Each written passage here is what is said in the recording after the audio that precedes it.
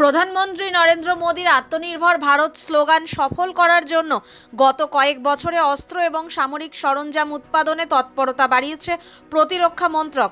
রাষ্ট্রায়ত্ত সংস্থা পাশাপাশি বেসরকারি পুঁজির বিনিয়োগ বাড়ছে দ্রুত। সরকারি পরিসংখ্যান বলছে তার সুফলও মিলতে শুরু করেছে ইতিমধ্যেই। ঘরোয়া চাহিদা মিটিয়ে অস্ত্র এবং সামরিক সরঞ্জাম রফতানিও ক্রমশই বাড়ছে।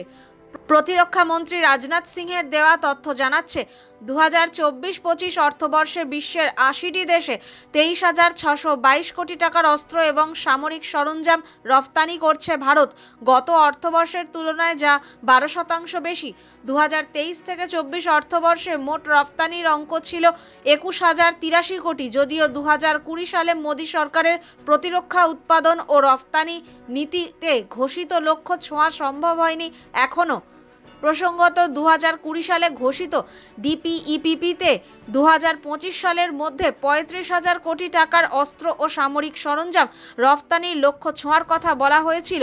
অর্থাৎ লক্ষ্য পূরণের ঘাটতি রয়ে গিয়েছে প্রায় 11,378 কোটি টাকা।